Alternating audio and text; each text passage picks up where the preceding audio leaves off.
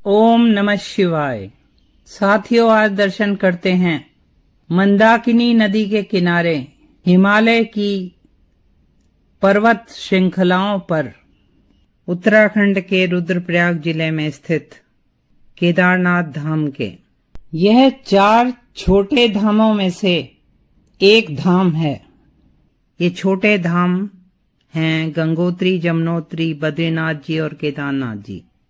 पंच केदारों में से एक है।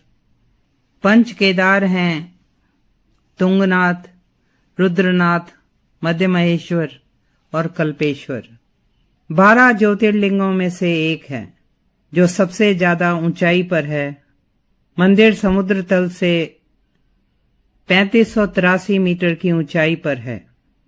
केदारनाथ जी केदार खंड के स्वामी हैं। मंदिर ठंडे जलवायु के कारण आमतौर से अक्षय तृतीया से कार्तिक पूर्णिमा में आम श्रद्धालुओं के लिए खोला जाता है। सर्दियों में 6 महीने भगवान केदारनाथ जी का विग्रह भव्य उत्सव के साथ डोली में पूजन के लिए ऊखीमठ के ओंकारेश्वर मंदिर में ले जाया जाता है।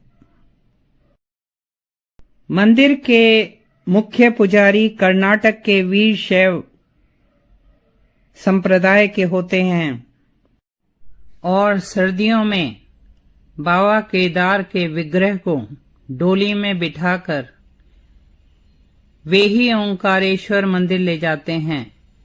साथ में गढ़वाल आर्मी रेजिमेंट बैंड्स की मधुर धुन होती है और 6 महीने बाद उत्सव के साथ भगवान की डोली केदारखंड में वापस आती है।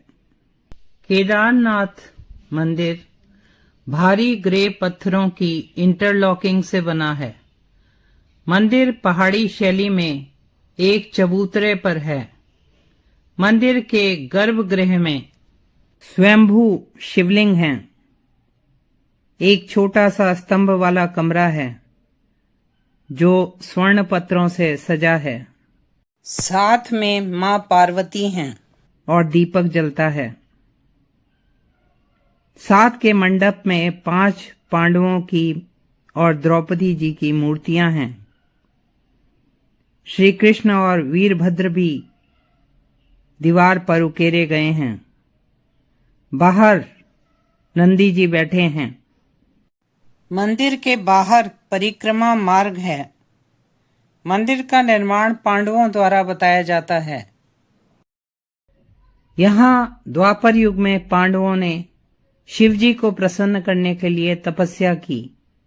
महाभारत युद्ध में अपने भाइयों की हत्या के पाप से पांडव मुक्त होना चाहते थे।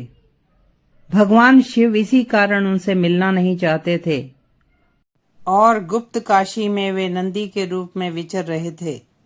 पांडव भीम ने भगवान शिव को पहचान लिया, लेकिन वे भूमि में लुप्त हो गए। और फिर प्राचीन कथाओं के अनुसार उनकी पीठ केदारनाथ में, हाथ तुंगनाथ में, मुंह रुद्रनाथ में, नाभि भाग मध्य महेश्वर में और बाल कल्पेश्वर में दिखे। इन 5 स्थानों में पांडवों ने शिव मंदिर बनवाए जो पंच केदार कहलाए। पंच केदारों के दर्शन के बाद बद्रीनाथ जी जाना आवश्यक बताया जाता है। पांडवों ने केदारनाथ जी में तपस्या की, यज्ञ किया और फिर स्वर्गारोहणी का रास्ता लिया। केदारनाथ जी के आसपास पांडवों के कई चिन्ह मिलते हैं। राजा पांडु के नाम से पांडुकेश्वर है। यहाँ स्थानीय लोग पांडव लीला करते हैं।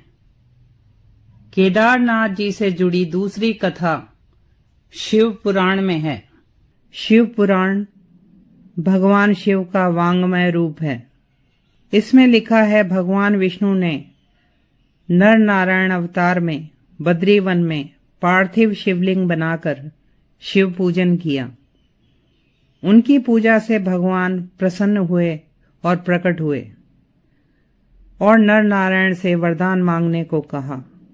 नर नारायण ने सर्व कल्याण के लिए भगवान शिव को यहाँ रहने को कहा और भगवान शिव यहीं ज्योतिर्लिंग रूप में स्थापित हो गए। केदारनाथ जी के मंदिर तक पहुंचने के लिए गौरी कुंड से ट्रैकिंग शुरू होती है। ये 22 किलोमीटर की ट्रैकिंग है। इस स्थान पे मां पार्वती जी ने शिव जी को वर रूप में पाने के लिए तपस्या की थी। यहाँ गर्म पानी के स्प्रिंग से बना जलकुंड है, जिसमें स्नान करके भक्त केदारनाथ जी की ओर प्रस्थान करते हैं। पूरी ट्रैकिंग के मुख्य स्थान हैं जंगल चट्टी, भीमबली, रामबाड़ा, लिंचौली और रुद्र पॉइंट। जो तीर्थयात्री ट्रैकिंग नहीं कर पाते उनके लिए गौरी कुंड से ही पौनी, खच्चर, पालकी आदि मिल जाते हैं, जिसके उचित दाम सरकार ने लिखे होते हैं। रुद्रप्रयाग से ही केदारनाथ जी का रास्ता प्राकृतिक सुंदरता से भरा हुआ है। साथ साथ गंगा जी चलती हैं। रास्ते में बर्फीले झरने, बर्फीले पहाड़ियां, बर्फीले रास्ते, चीड़, देवदार के वृक्ष, बुरांस के वृक्ष रास्ते की सुंदरता बढ़ाते रहते हैं। अब यात्रियों के लिए हेलीकॉप्टर की सुविधाएं भी हैं। 8वीं शताब्दी में आदि शंकराचार्य जी ने बद्रीनाथ जी और केदारनाथ जी के मंदिरों का जीर्णोद्धार कराया। कुछ विद्वान मानते हैं कि केदारनाथ जी में ही आदि शंकराचार्य जी ने महासमाधि ली थी और मंदिर के पीछे उनका समाधि स्थल भी है। केदारनाथ जी के मंदिर के 600 मीटर की दूरी पर भैरवनाथ जी का मंदिर है, जो सर्दियों में इस स्थान का रक्षक है। जून 2013 की लैंडस्लाइड और बाढ़ में केदारनाथ जी में जान और माल का बहुत नुकसान हुआ था, किंतु एक शिला जो आज पूजी जाती है, जिसे भीमशिला कहते हैं, उसी बाढ़ में आई और मंदिर के पीछे लगकर उसने बाढ़ के वेग को रोक दिया और मंदिर को क्षति नहीं पहुंच पाई। बाढ़ का वेग 2 हिस्सों में बंट गया। केदारनाथ जी में जो त्योहार धूमधाम से मनाए जाते हैं वे हैं हरियाली तीज, नाग पंचमी, रक्षाबंधन, समाधि पूजा, श्रावण में अन्नकूट मेला, श्रावणी पूर्णिमा और महाशिवरात्रि।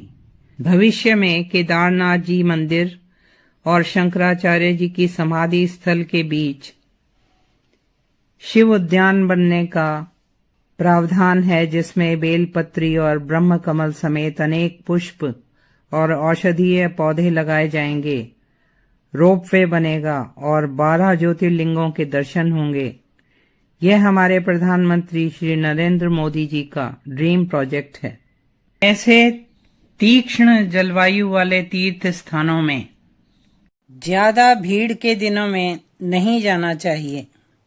वैसे सरकार ने अब तीर्थ यात्रियों की संख्या नियंत्रित रखने के लिए उत्तराखंड के ऑनलाइन पोर्टल में रजिस्ट्रेशन कराने का प्रबंध किया हुआ है। साथियों, मेरे साथ भारत के दिव्य स्थानों के दर्शन करने के लिए और उनकी जानकारी पाने के लिए please like, share and subscribe this channel. ओम नमः शिवाय।